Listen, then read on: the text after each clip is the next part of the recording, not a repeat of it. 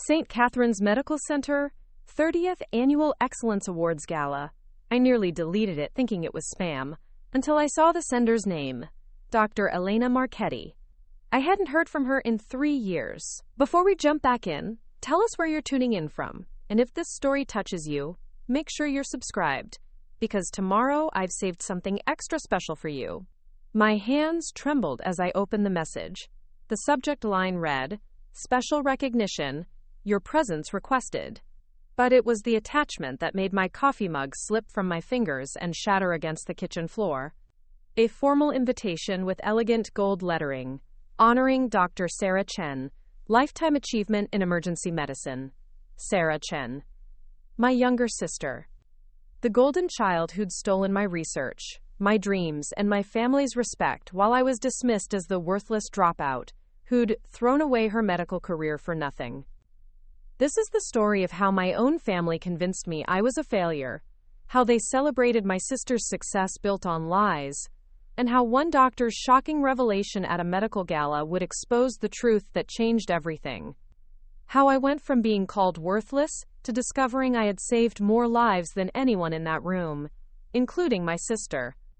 The invitation lay scattered in ceramic shards and pooled coffee on my kitchen floor, its gold lettering catching the morning light streaming through my cramped Boston apartment window. I stood there barefoot in my paramedic uniform, staring down at the formal script that spelled out everything I'd tried to forget. Dr. Sarah Chen. Emergency Medicine. Lifetime Achievement. The words blurred as memories crashed over me like a tidal wave. 3 years. 3 years since I'd walked away from Johns Hopkins, from my surgical residency, from everything I'd worked toward since I was 12 years old, and decided I wanted to save lives. 3 years since my family had made it abundantly clear that I was the Chen family disappointment, the older sister who, quote, couldn't handle the pressure, while brilliant Sarah soared to heights I'd never reach. I knelt carefully among the broken ceramic, picking up the largest piece of the invitation. The paper was thick, expensive, the kind of quality that whispered prestige and success. Everything Sarah had achieved, everything I'd supposedly thrown away. My phone buzzed against the counter. A text from my mother. "Did you see? Sarah's receiving the youngest doctor award at St. Catherine's next week. We're so proud. Even your father is flying in from Singapore." Of course he was. Dr. James Chen, cardiac surgeon extraordinaire, never missed an opportunity to celebrate Sarah's accomplishments. The same man who hadn't spoken to me in 2 years, not since that disastrous Christmas dinner when I'd tried to explain why I'd left my residency. "You had everything handed to you, Maya," he'd said, his voice cutting through the holiday warmth like a scalpel. "The best medical school, the most competitive residency program, and you threw it all away. For what? To drive an ambulance?" The way he'd said, ambulance, like it was something dirty, something beneath our family's standards. My mother had nodded in agreement, her silence louder than any words. And Sarah, brilliant Sarah, had simply looked down at her plate, uncomfortable but not defending me. Never defending me. I stood up slowly, crushing the invitation piece in my palm until the paper cut into my skin. The irony wasn't lost on me. Here I was, bleeding over Sarah's success, when blood was exactly what had driven me away from surgery in the first place. But not in the way they thought. Mean. My apartment was a study in contrasts to the world I'd left behind.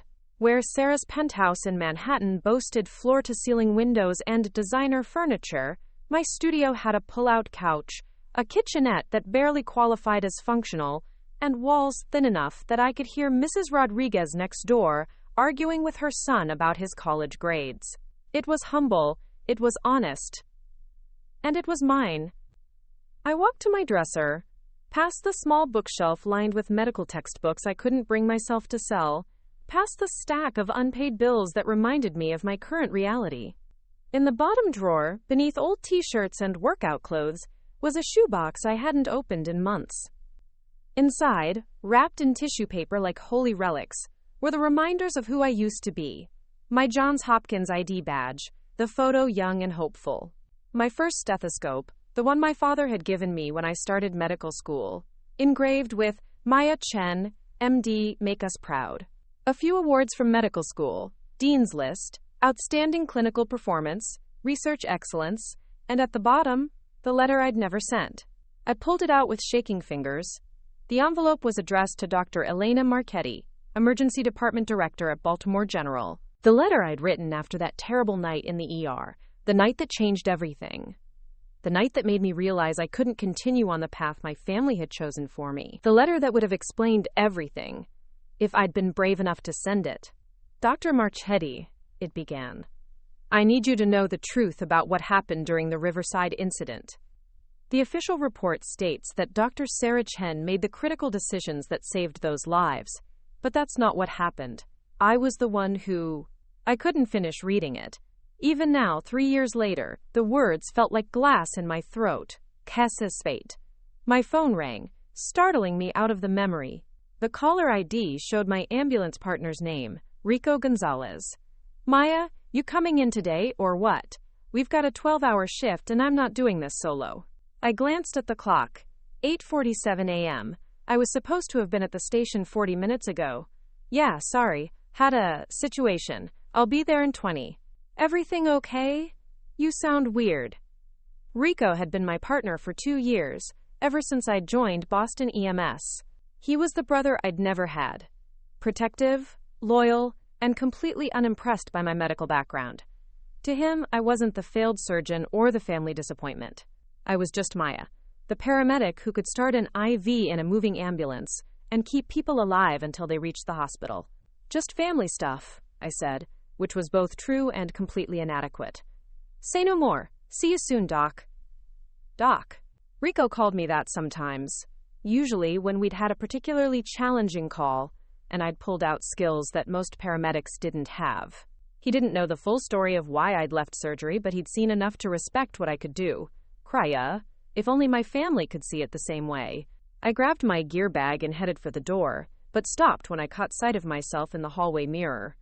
25 years old, but the face looking back seemed older. There were lines around my eyes that hadn't been there in medical school, a weariness that came from 3 years of proving myself in a world that saw my career change as a step down rather than a step forward. My hair was pulled back in a practical ponytail, no makeup, uniform clean but worn. I looked nothing like the polished doctor I was supposed to become, nothing like Sarah with her designer scrubs and perfectly manicured hands. But my hands... I looked down at them, at the calluses from lifting stretchers, and the small scar on my palm from where I'd cut myself on broken glass during a car accident rescue last month. These hands had held countless patients, had performed CPR on children, had stopped bleeding and cleared airways, and provided comfort in people's darkest moments. These hands had saved lives. The drive to the ambulance station gave me time to think, which was probably the last thing I needed. Boston traffic moved with its usual chaotic rhythm, and I found myself thinking about the night that changed everything. The night Sarah became a hero and I became invisible. It was December 15th, 3 years ago. I was in my second year of surgical residency. Sarah was finishing her emergency medicine fellowship. We were both working at Baltimore General that night. I was on trauma surgery call. She was covering the ER. The call came in at 2:17 a.m. Multi-vehicle accident on I-95, multiple casualties. ETA 7 minutes. I remember thinking how strange it was that Sarah looked nervous. She was usually so composed, so confident. But that night, she kept checking her phone, seemed distracted. You okay? I'd asked her as we prepped for the incoming trauma. Fine, she'd said, but her voice was tight. Just tired. Later, I would understand why she'd been distracted. Later, I would learn about the interview she'd had earlier that day with the chief of emergency medicine at Mount Sinai, the prestigious position she was desperate to get. The position that would launch her career and make our parents even prouder. But in that moment, all I knew was that ambulances were screaming toward us with broken people inside, and we had work to do. The first ambulance arrived with a family of 4. Parents and 2 kids, ages 6 and 9. The father was conscious but had massive internal bleeding. The mother was unconscious with a traumatic brain injury. The kids were crying, scared, but relatively stable with minor injuries. Sarah took the father, the more straightforward case. I was assigned to the mother, along with Dr. Reeves, the attending physician. That's when everything went wrong. Dr. Reeves was called away to another emergency, just as the mother's condition deteriorated rapidly. Her brain pressure was spiking, and she needed immediate intervention or she would die. Relar. I looked around for Sarah, but she was busy with the father. I looked for another attending, but they were all occupied with other patients. The ER was chaos. We were understaffed and overwhelmed. So I made a decision that would haunt me for the next 3 years. I performed an emergency craniotomy. As a surgical resident, I had the skills. I'd done the procedure before under supervision. But doing it alone, in an ER, without attending supervision, it was outside protocol. It was risky. It could end my career if anything went wrong. But the woman was dying, and her children were in the next room crying for their mommy. My hands moved with precision born of hours of practice and countless hours of study. I could hear my surgical training echoing in my mind, the voice of my mentor. The goal is not perfection, Maya. The goal is saving the life in front of you.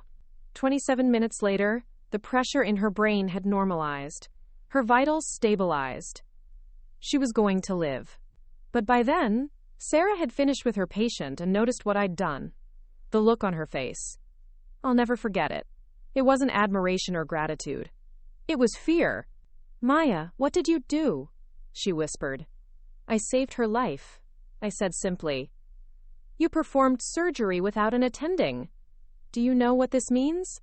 I knew exactly what it meant. It meant I'd violated hospital protocol. It meant I could be kicked out of my residency. It meant the end of everything I'd worked for. But it also meant a woman would go home to her children. We have to report this, Sarah said, but her voice was shaking. Report what? I asked. That I saved a patient's life? That you violated protocol.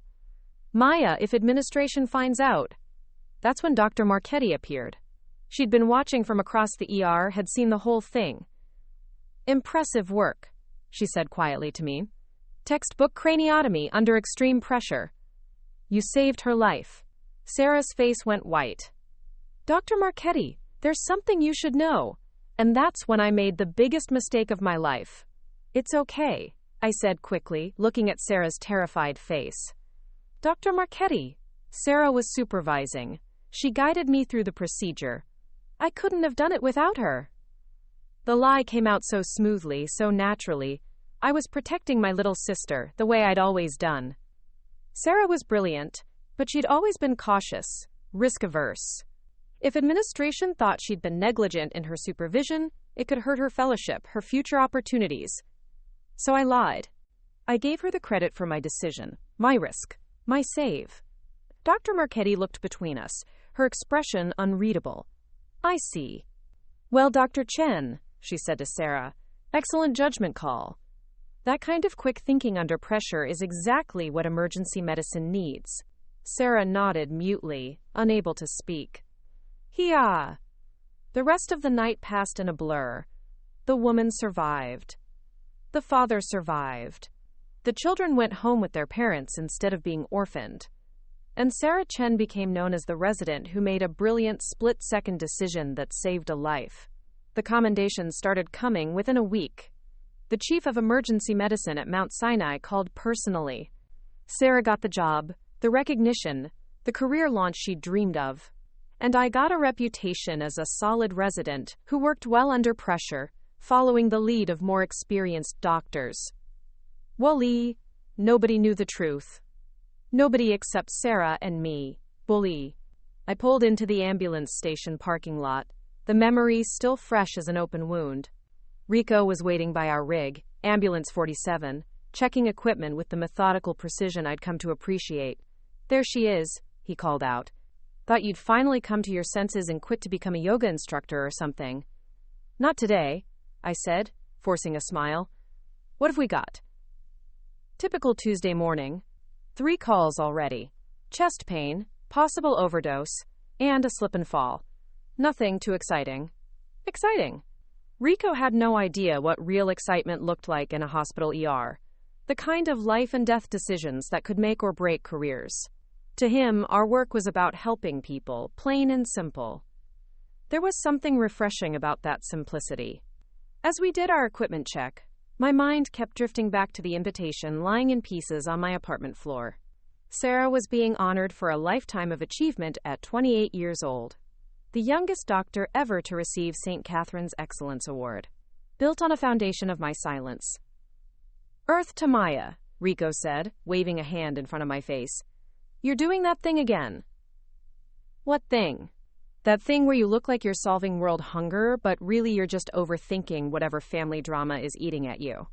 Sometimes Rico's perceptiveness was unnerving.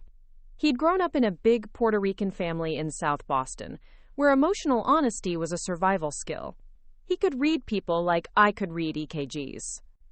My sister's getting some big award, I said, testing how the words felt out loud. Cool, that's good, right? Yeah, it's great. She's a doctor, emergency medicine. Very successful. Rico stopped checking the oxygen tanks and looked at me directly. And you're not happy about it because... How could I explain? How could I tell him that my sister's success was built on my sacrifice? That my family saw her achievements as proof of my failures? That I'd been erased from my own story so completely that sometimes I wondered if I'd imagined the whole thing. It's complicated, I said finally. Family always is. But here's the thing, Doc. You save lives every damn day. I've seen you bring people back from the dead. Literally. You want to know what I think? I wasn't sure I did, but Rico was going to tell me anyway. I think you're so busy looking backward at what you lost that you can't see what's right in front of you. We've got the best save rate in the district. You know why? Because you're out here doing the work while other people are collecting awards. Before I could respond, our radio crackled to life. Ambulance 47. Respond to 1247 Commonwealth Avenue, apartment 3B. 23-year-old female, respiratory distress, possible anaphylaxis. That's us, Rico said, already moving toward the driver's seat. Time to save some lives. As we pulled out of the station with lights and sirens, I felt the familiar surge of adrenaline that came with emergency calls. This was what I was good at. This was where I belonged. But as Boston blurred past the ambulance windows, I couldn't stop thinking about that invitation. About Dr. Marchetti's email. About the 3 years of silence that had built my sister's career. Maybe it was time for the truth to finally surface. Maybe it was time to stop being invisible. The call was routine. A college student who'd eaten something with peanuts and gone into mild anaphylactic shock. We administered epinephrine, got her stabilized, and transported her to Massachusetts General without incident. She'd be fine. As we were cleaning the rig afterward, Rico brought up the subject I'd been hoping to avoid. So this sister of yours, the doctor, she older or younger? Younger. By 3 years. And she's more successful than you? I laughed, but it came out bitter. According to my family, yeah. She's everything I was supposed to be. What's that supposed to mean? I found myself telling him more than I'd intended. About medical school, about surgical residency, about the family expectations and the constant comparisons. I didn't tell him about that night in the ER, about the lie that changed everything, but I told him enough. So let me get this straight, Rico said when I finished. Your family thinks you're a failure because you left surgery to become a paramedic? Pretty much. That's the dumbest thing I've ever heard. His bluntness startled me. Rico? No, seriously. Maya, do you know how many lives we've saved this year? Do you know how many people are alive because you were there when they needed help most? I thought about Mrs. Patterson, the elderly woman who'd had a heart attack in her kitchen. If we'd been 5 minutes later, she would have died.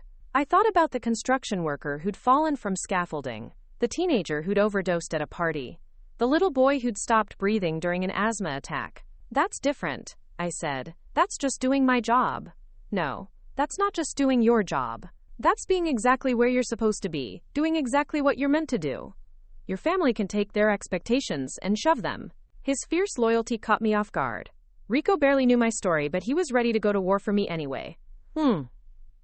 It's not that simple, I said. You don't understand the pressure, the expectations.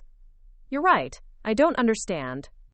I don't understand why smart, capable people let other people's opinions define their worth. I don't understand why you're apologizing for saving lives just because it's not happening in an operating room.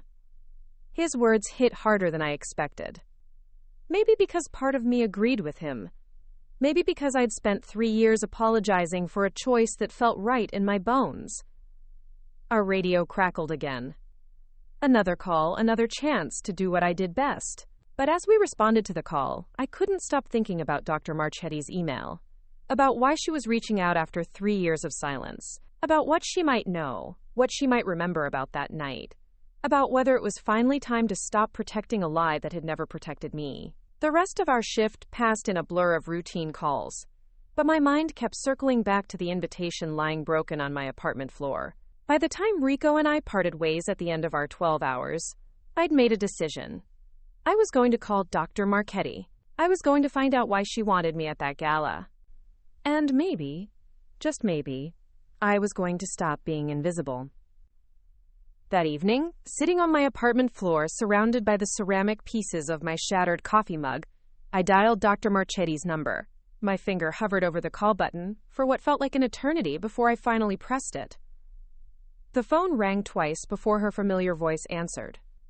Dr. Marchetti speaking. Dr. Marchetti, this is Chen. I got your email about the gala. There was a pause, then her voice softened. Maya. I wondered if you'd call. How are you? The simple question caught me off guard.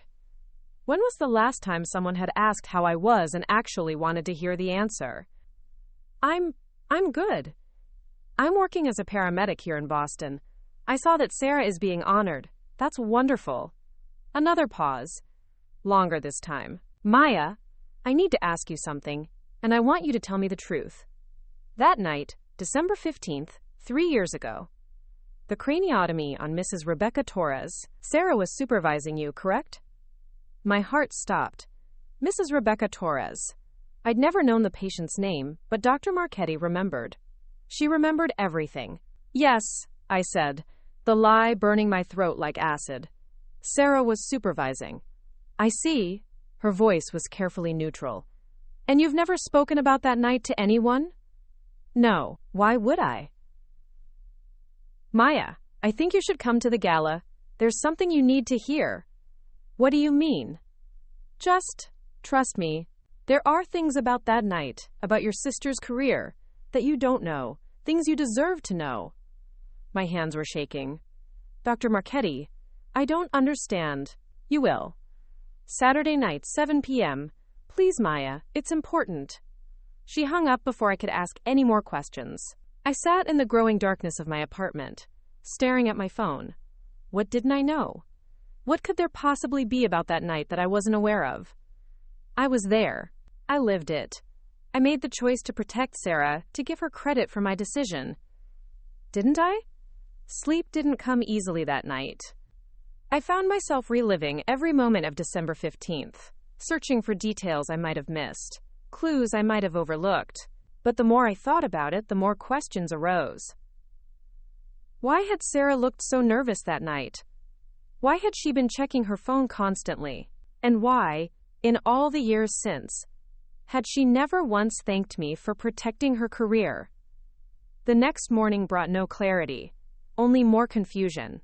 I was scheduled for another 12-hour shift, but I called in sick, something I'd never done in 2 years of working for Boston EMS. I needed time to think, to process, to figure out what Dr. Marchetti could possibly know that I didn't. I spent the morning walking through Boston Common, trying to clear my head.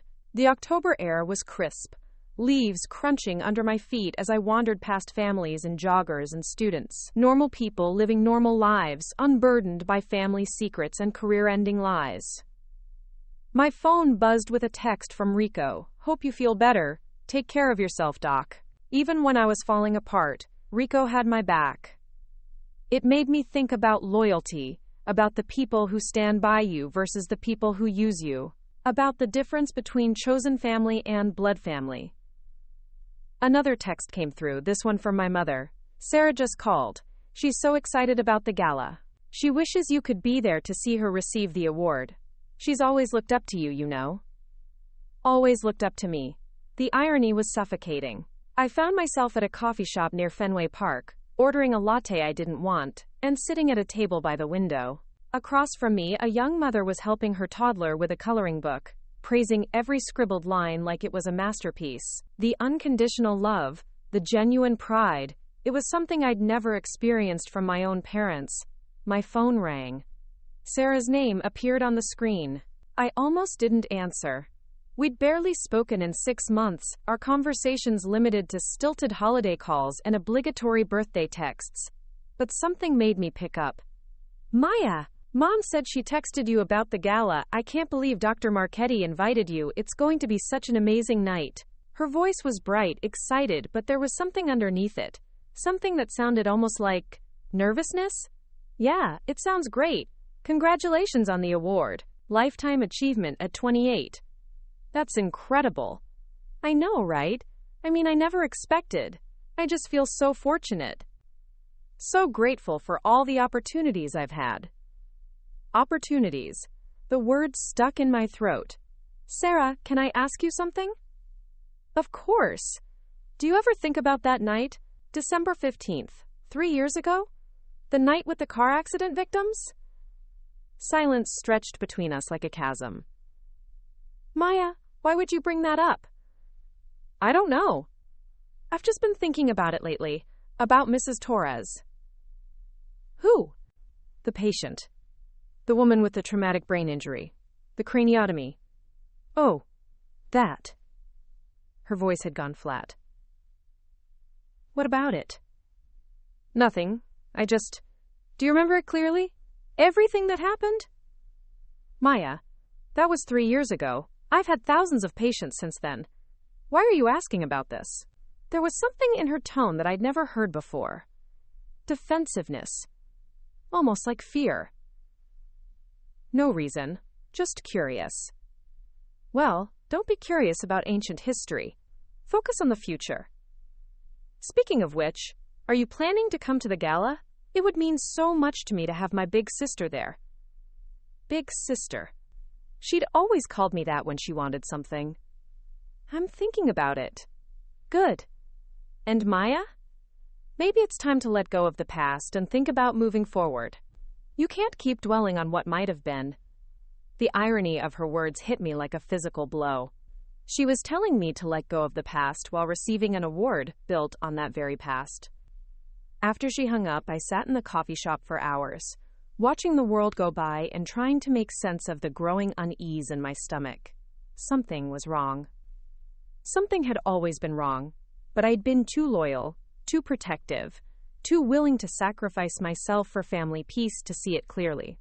I thought about the months after that night in the ER, how quickly Sarah's career had taken off, how the chief of emergency medicine at Mount Sinai had called her personally, praising her innovative thinking under pressure, how the medical journals had written articles about the brilliant young resident who'd made split-second decisions that saved lives, how I'd been relegated to a footnote in my own story.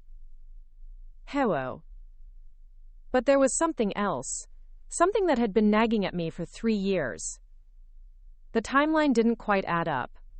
Sarah had been with the father, the more straightforward case. I'd been with Mrs. Torres when her condition deteriorated.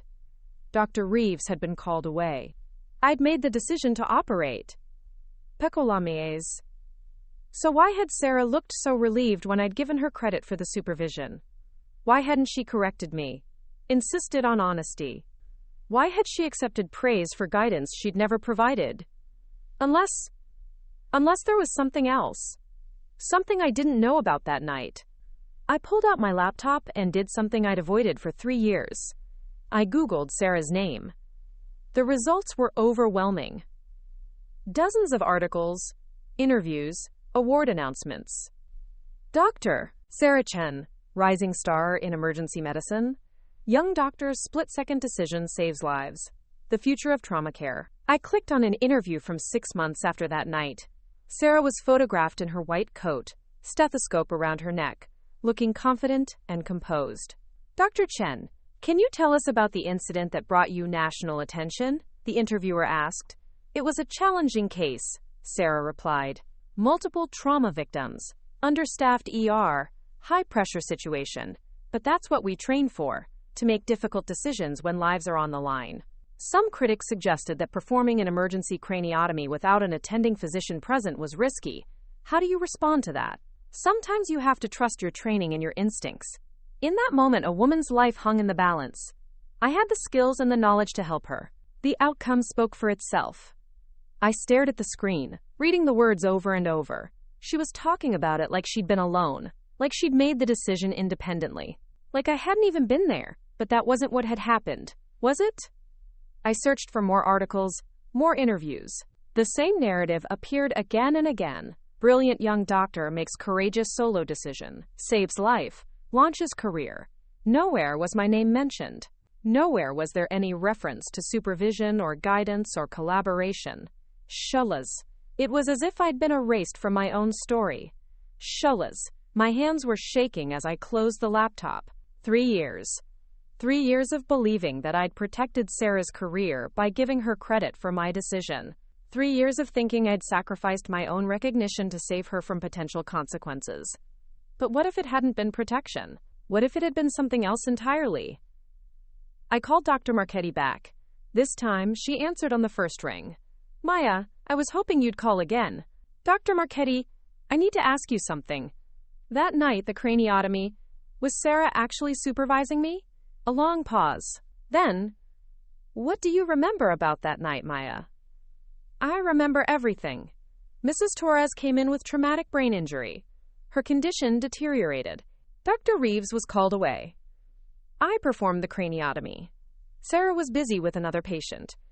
When it was over, I told you that Sarah had supervised me. And why did you tell me that? Because I wanted to protect her. I thought if administration found out she hadn't been supervising, it could hurt her career. Maya, Dr. Marchetti's voice was gentle but firm. Sarah wasn't busy with another patient that night. My world tilted. What do you mean? The father, the patient Sarah was treating, he was stable. Minor injuries, observation only. She'd finished with him 20 minutes before you started the craniotomy. That's not possible. Maya, I was watching. I saw the whole thing. Sarah was standing in the hallway when you made the decision to operate. She saw you scrubbing in. She knew what you were doing. Then why didn't she help? Why didn't she supervise? Another pause. Longer this time. You need to come to the gala, Maya. There are people there who remember that night differently than you do. People who were watching when you thought no one was paying attention. What people? What do you mean? I can't say more over the phone. But Maya, I need you to understand something. The story you've been telling yourself about that night, the story your sister has been telling the world, it's not the whole truth. I don't understand. You will.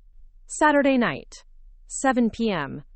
Don't let anyone stop you from coming. This has gone on long enough. She hung up again, leaving me sitting in the coffee shop with more questions than answers. I spent the rest of the day walking aimlessly through Boston, trying to process what Dr. Marchetti had told me. Sarah had finished with her patient 20 minutes before I started the craniotomy. She'd been free to help, to supervise, to collaborate. Instead, she'd stood in the hallway and watched. But why? What possible reason could she have had for not helping when a life was on the line? Unless she'd wanted me to fail. The thought hit me like a punch to the gut. Could my own sister have hoped I'd make a mistake? Hoped the surgery would go wrong? Hoped I'd face consequences that would eliminate me as competition? No, that was impossible. Sarah might be ambitious, but she wasn't malicious. She wouldn't risk a patient's life for career advancement. Would she? I thought about all the times growing up when Sarah had been compared to me. Maya got into Harvard for undergrad, but Sarah's MCAT scores were higher. Maya's doing well in medical school, but Sarah's already getting recognition for her research. Maya's smart, but Sarah's brilliant. Always the qualifier. Always the but. Maybe I'd been naive to think family loyalty trumped professional ambition. That evening, I called Rico. Maya, How are you feeling? Still sick? Rico, can I ask you something? Something serious? Shoot. Do you think family members can be, I don't know, jealous of each other? Competitive in a destructive way? He was quiet for a moment. Maya, what's going on? I think I may have been protecting someone who never deserved protection. I think I may have been incredibly stupid. Family stuff? Yeah, family stuff. Listen, I don't know the details, but I know you're loyal to a fault. Sometimes that's a strength, sometimes it's a weakness. The question is, what are you going to do about it now? What was I going to do about it? I thought about the gala, about Dr. Marchetti's cryptic words, about Sarah's nervous laughter on the phone, about 3 years of silence and self-doubt and family disappointment, about the truth that was apparently more complicated than I'd ever imagined. I'm going to find out what really happened, I said. Good. And Maya? Yeah? Whatever you find out, remember that you're not responsible for other people's choices. You're only responsible for your own. After I hung up, I sat in my apartment looking at the broken pieces of the invitation I'd taped back together. The elegant script announcing Sarah's achievement, the prestige and recognition that should have felt like family pride but instead felt like personal betrayal. I thought about Mrs. Rebecca Torres, the woman whose life I'd saved. I wondered if she knew that her surgeon's career had been built on that night. I wondered if she cared who got credit as long as she'd survived to go home to her children. I thought about all the patients I'd treated in the last 3 years as a paramedic, the saves that no one would write articles about, the lives that mattered just as much as Mrs. Torres's but wouldn't launch anyone's career. And I realized that Rico was right. I'd been so focused on what I'd lost that I couldn't see what I'd found. But that didn't mean I was going to let the lies continue. I picked up my phone and started typing a text to Sarah. I'll be at the gala Saturday night. We need to talk. I deleted it without sending. Instead, I opened my laptop and bought a dress. Something elegant, professional, appropriate for a medical gala. Something that said I belonged in that room, even if my family had spent 3 years convincing me otherwise. Saturday was 4 days away. 4 days to prepare for whatever truth Dr. Marchetti wanted to reveal. 4 days before I stopped being invisible. The next morning, I woke up with a clarity I hadn't felt in years. I wasn't going to the gala as Maya, the paramedic, the family disappointment, the sister who'd thrown away her medical career. I was going as Maya Chen, MD, the woman who'd saved a life when everyone else was too busy or too scared to act. The woman who'd been erased from her own story but was finally ready to write herself back in. I called work and requested Saturday night off. Then I called a salon and made an appointment. If I was going to face my family and the medical community that had forgotten I existed, I was going to do it on my terms. For 3 years, I'd been hiding from the truth. Eckerpol. It was time for the truth to stop hiding from me. Saturday arrived with the kind of crisp October evening that made Boston feel like a movie set. I stood in front of my bathroom mirror, adjusting the navy blue dress I'd bought online. Elegant but not flashy, professional but not intimidating. My reflection looked back at me, with eyes that held a determination I hadn't seen in 3 years. The salon had done wonders. My hair was styled in a way that made me look polished without trying too hard, and for the first time in months I was wearing makeup that actually made me feel confident, rather than like I was playing dress-up. Rico had texted me earlier. Whatever happens tonight, remember who you are. You're the woman who saves lives every day.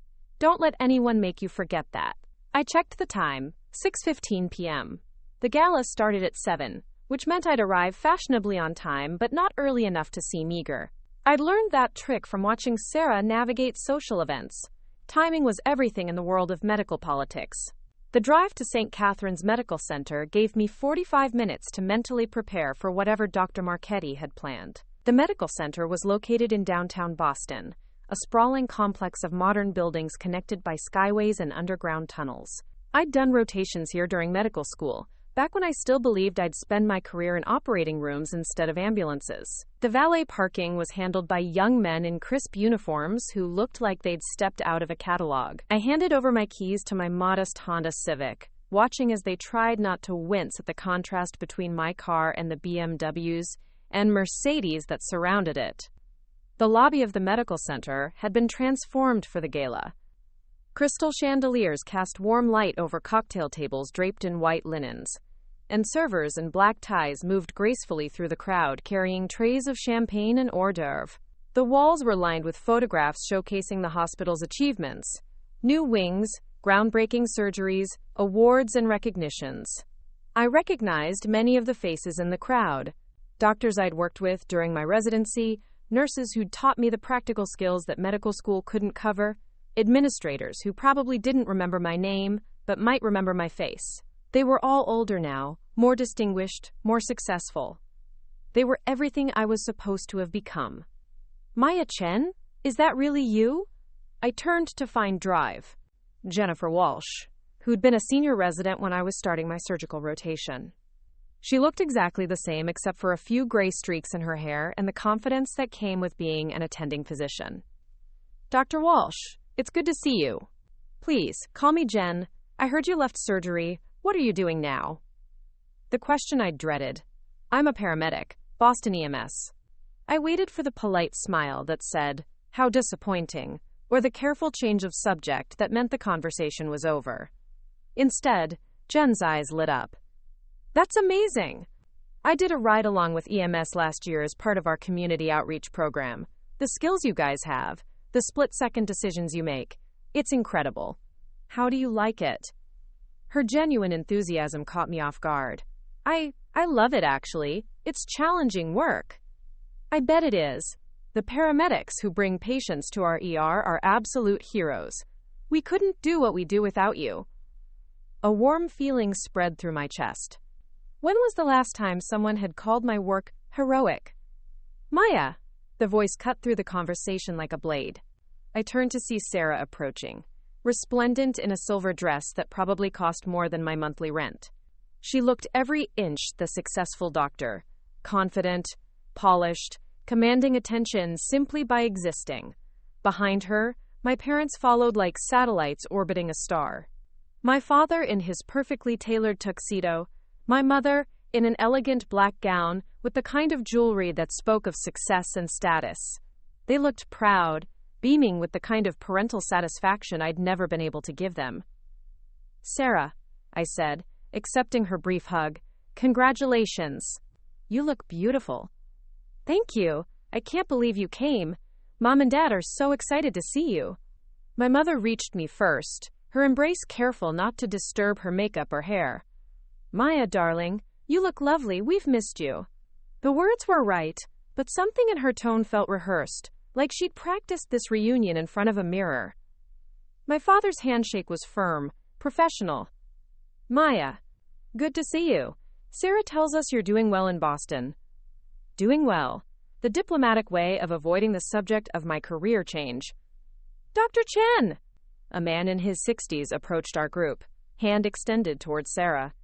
Dr. Richard Hartwell, Chief of Staff. I wanted to congratulate you personally before the ceremony begins. Sarah's smile was radiant. Dr. Hartwell, thank you so much. I'm honored to be here. The work you've done in emergency medicine, especially that groundbreaking case 3 years ago, it's exactly the kind of innovative thinking we need in modern medicine. I felt my stomach drop. The groundbreaking case. Mrs. Torres. Dr. Hartwell, Sarah said, I'd like you to meet my sister Maya. She's a paramedic with Boston EMS. Dr. Hartwell turned to me with the polite interest reserved for family members of honorees. How nice. Thank you for your service. Then he turned back to Sarah, effectively dismissing me. Dr. Chen, we should get you seated. The ceremony will begin shortly. As they moved away, I found myself standing with my parents in an awkward cluster. She's really achieved something remarkable, my mother said, watching Sarah work the room with practiced ease. We're so proud. You should be, I said quietly. Maya, my father said, his voice taking on the tone he'd used when I was a child and had disappointed him. I hope you understand how important tonight is for Sarah. For our family. Please don't bring up any unpleasantness. Unpleasantness. Like my career change. Like my questions about the past. Like my very existence as anything other than Sarah's supportive older sister. Of course not, I said. A hand touched my elbow. Dr. Marchetti appeared beside me like a guardian angel. Maya, I'm so glad you came. Could I steal you away for a moment? My parents looked uncertain, but Dr. Marchetti had the kind of authority that made people step aside. Maya Chen, she said once we were alone, there are some people I'd like you to meet. She led me across the room to a quieter corner where 3 people were standing in conversation. I recognized one of them immediately. Dr. Michael Reeves, the attending who'd been called away during Mrs. Torres's crisis. Dr. Reeves, Dr. Marchetti said, I'd like to reintroduce you to Dr. Maya Chen. Dr. Reeves looked at me with curiosity. Dr. Chen, I remember you. You were one of the surgical residents 3 years ago. Whatever happened to you? I heard you left the program. She did, Dr. Marchetti said. But before she left, she saved a life. Mrs. Rebecca Torres. December 15th, 3 years ago. Dr. Reeves's expression changed immediately. The craniotomy. But that was Dr. Sarah Chen who performed that surgery. No, Dr. Marchetti said firmly. It wasn't. The other 2 people in the group were introduced as Dr. Lisa Patterson, a nurse who'd been working that night, and Tom Rodriguez, a medical student who'd been shadowing in the ER. I remember that night clearly, Dr. Patterson said. There was so much chaos, so many patients. When Mrs. Torres started deteriorating, Dr. Reeves was called to another emergency. Maya stepped up. I was there, Tom Rodriguez added. I watched the whole thing. It was incredible. Maya didn't hesitate. She just scrubbed in and saved that woman's life. Dr. Reeves was shaking his head slowly. But the reports, the interviews, Sarah Chen has been credited with that surgery for 3 years. That's why we're here, Dr. Marchetti said. Maya, these people have been watching the news, reading the articles, seeing Sarah receive recognition for your work. They've been waiting for someone to speak up. Why didn't you speak up? I asked, my voice barely a whisper. Because, Dr. Patterson said gently, we thought you'd chosen to give Sarah credit. Medical families can be complicated. We thought it was your decision. We had no idea you'd left surgery, Tom added. We thought you were still practicing somewhere, content to let your sister have the spotlight. But when Dr. Marchetti told us you'd become a paramedic, Dr. Reeves said, when she explained that your family thought you'd failed, we realized something was very wrong. I felt like the ground was shifting beneath my feet. I don't understand.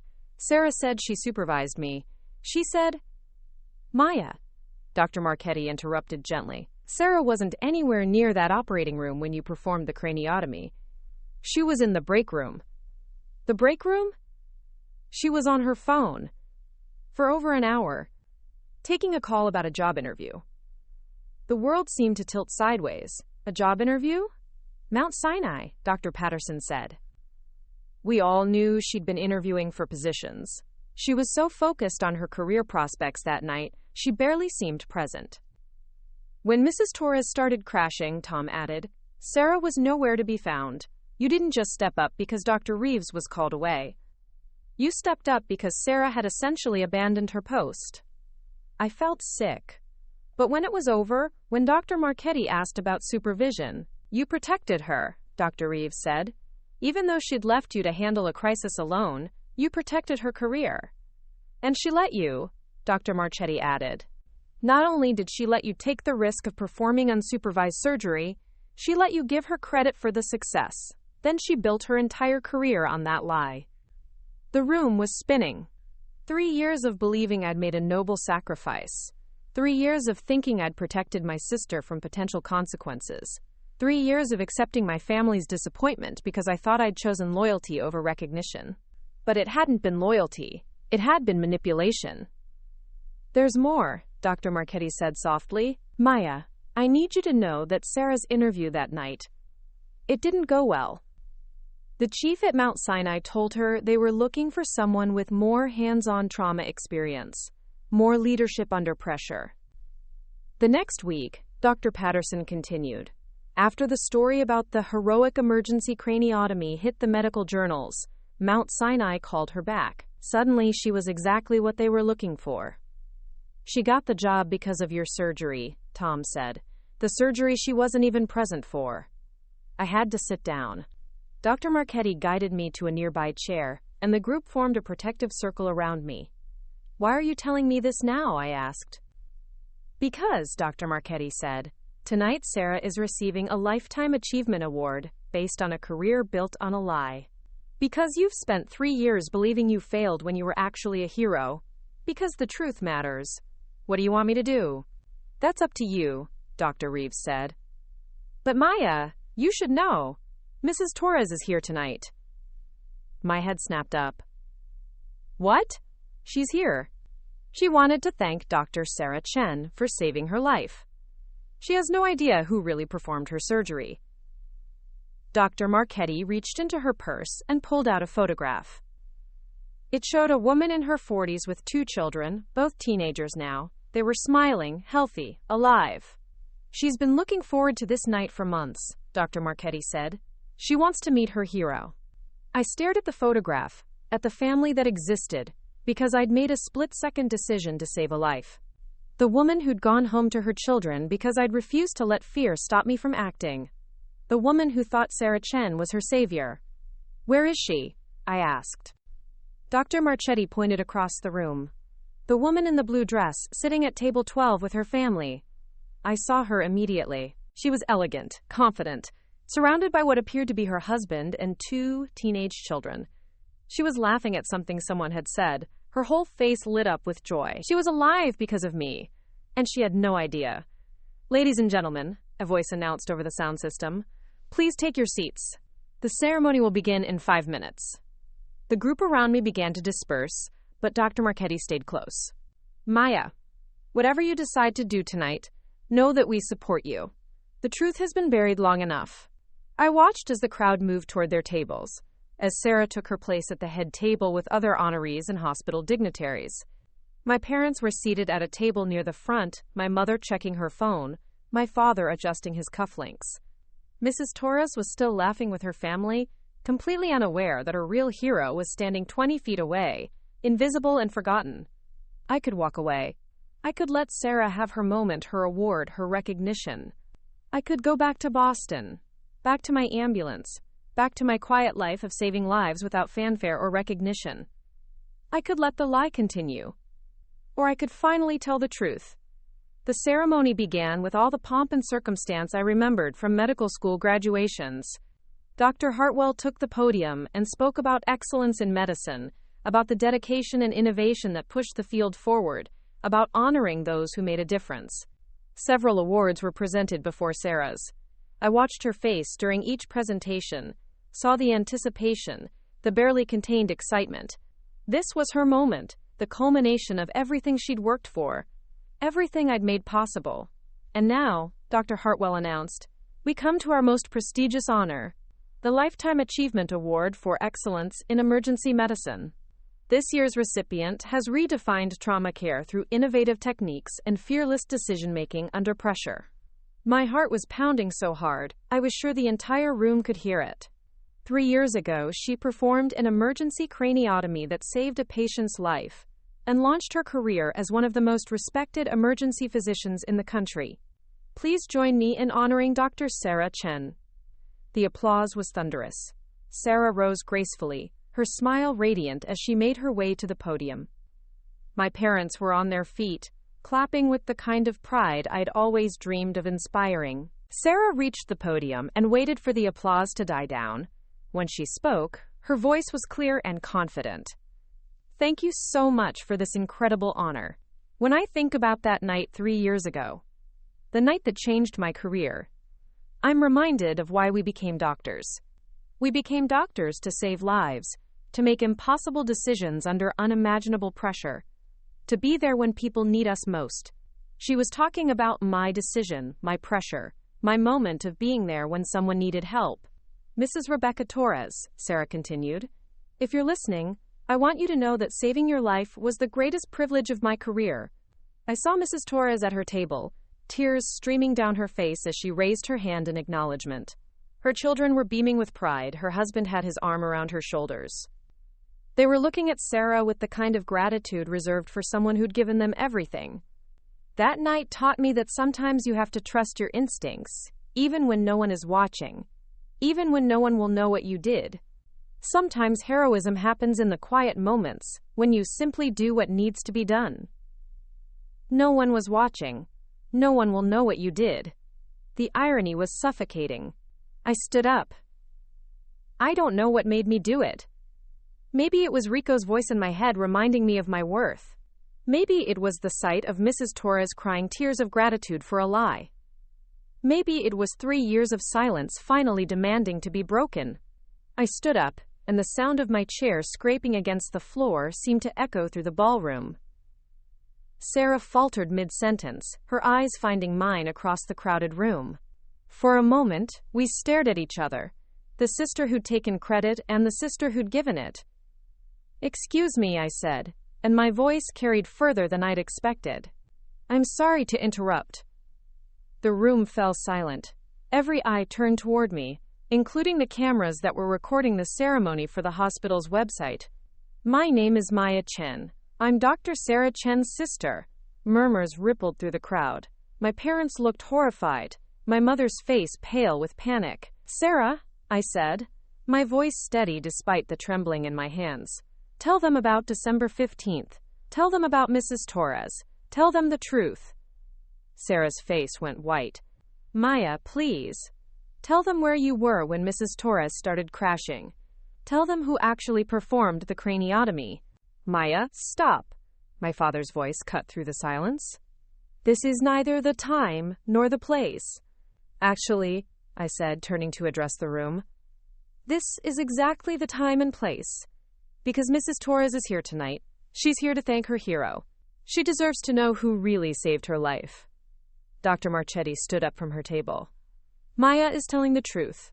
I was there that night. I witnessed everything." Dr. Reeves rose next. "As did I. Maya Chen performed that craniotomy alone, without supervision, because Dr. Sarah Chen was unavailable." More voices joined in. Dr. Patterson. Tom Rodriguez. Other medical staff who'd been there that night, who'd watched in silence for 3 years as the wrong person received credit for my work. "This is ridiculous," my mother said, standing up. "Maya, you're embarrassing yourself. And us." "No, Mom, I'm finally telling the truth." I walked toward Mrs. Torres's table, the crowd parting before me like water. She looked confused, uncertain, but when I reached her, I knelt beside her chair. "Mrs. Torres," I said softly, "my name is Maya Chen. I'm the surgeon who operated on you 3 years ago." Her eyes widened. "But Dr. Sarah Chen is my sister, and she let me take all the risk while she was on a phone call about a job interview. When it was over, when you were safe, I gave her credit because I thought I was protecting her career. I didn't know she would build her entire reputation on that lie." Mrs. Torres stared at me for a long moment, then reached out to touch my face. "You saved my life." "Yes." "You gave me back my children." "Yes." Tears were flowing freely down her cheeks now. "Thank you. Thank you for giving me 17 more years with my family." The ballroom was completely silent, except for the sound of Mrs. Torres crying and Sarah's ragged breathing at the podium. "Maya," Sarah's voice was barely a whisper, but it carried in the silence. "I never wanted." "Yes, you did," I said, standing to face her. "You wanted the recognition, you wanted the career boost, you wanted Mount Sinai to call you back and offer you the job. You got everything you wanted because I was stupid enough to protect someone who was willing to let me fail. That's not true, isn't it?" "Sarah, where were you when Mrs. Torres was dying? Where were you when I was making the decision to operate without supervision? Where were you when I was risking my entire career to save a stranger's life?" She couldn't answer. The silence stretched between us like a chasm. "You were on your phone," I continued, "taking a call about your future while I was trying to save someone's present. And when it was over, when I handed you credit for my courage, my skill, my risk, you took it. You built your entire career on my moment of heroism. Maya, please.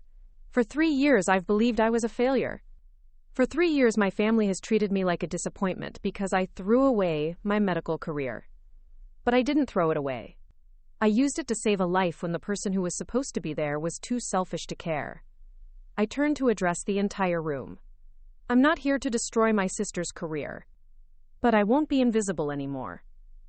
Mrs. Torres deserved to know who really saved her life. The medical community deserves to know that heroism doesn't always come with recognition. And I deserve to stop apologizing for being exactly where I was supposed to be when someone needed me most. The silence that followed was deafening. Then, slowly, Mrs. Torres began to clap. Her children joined her, then her husband. Dr. Marchetti stood and applauded, followed by Dr. Reeves and the other medical staff who'd witnessed that night. The applause spread through the room like wildfire until nearly everyone was standing, honoring not the sister who'd taken credit, but the sister who'd earned it. Sarah stood at the podium, holding her award, tears streaming down her face. Whether they were tears of shame or grief or relief, I couldn't tell. My parents remained seated, their faces masks of humiliation and disappointment. But for the first time in 3 years, their disappointment didn't break my heart. Because I finally understood that their approval had never been worth my silence. Dr. Hartwell approached the podium, his face grave. Ladies and gentlemen, in light of these revelations, the hospital administration will be conducting a thorough review. This ceremony is concluded. As the crowd began to disperse, Mrs. Torres approached me with her family. Dr. Chen, she said, taking my hands in hers. I don't know how to thank you. You just did, I said. Seeing you here with your family, knowing you got to watch your children grow up. That's all the thanks I need. What you did that night, her husband said. Performing surgery without backup, risking your career for a stranger. That takes incredible courage. I was just doing my job. No, Mrs. Torres said firmly. You were being a hero. As her family moved away, Rico appeared beside me. I hadn't even known he was there. Rico, what are you doing here? Dr. Marchetti called me. She thought you might need backup, he grinned. Turns out you handled it pretty well on your own. I can't believe I just did that. I can. Maya, what you did tonight. Standing up for the truth, refusing to be invisible. That's who you really are. That's who you've always been. Dr. Marchetti joined us, her eyes bright with pride. Maya, that was incredibly brave. What happens now? I asked. Now? Now you go back to Boston and keep saving lives. Now you stop apologizing for being extraordinary. Now you remember that heroism isn't about recognition. It's about doing what's right when no one is watching. But people were watching that night. You were watching.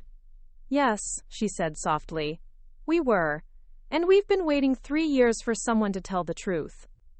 As the ballroom emptied, I found myself alone with Sarah. She was still holding her award, but her hands were shaking. Maya, she said quietly. I'm sorry. I know. I never meant for it to go this far. I never meant for you to leave surgery. Yes, you did. Maybe not consciously, but you did. You wanted me out of the way, and you got what you wanted. What's going to happen to my career? I looked at my younger sister, the golden child who'd built her success on my sacrifice, and felt something I hadn't expected. Pity. I don't know, Sarah, but maybe it's time you found out what you can accomplish with your own skills instead of mine. I walked away without looking back. Outside the medical center, Rico was waiting by his car. Need a ride home? He asked.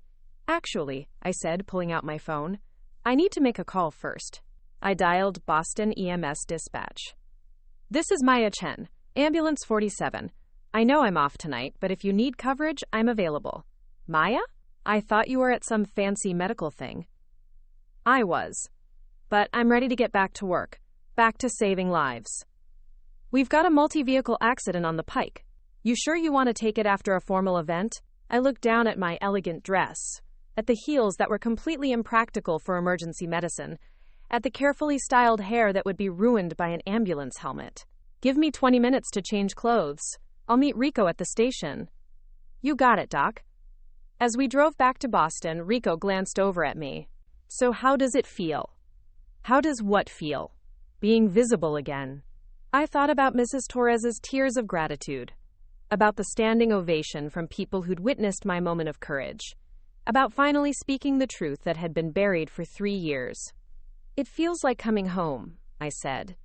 And for the first time in 3 years, it was true. 6 months later, I received an envelope in the mail. Not cream cardstock this time, but simple white paper with a return address I didn't recognize. Inside was a photograph.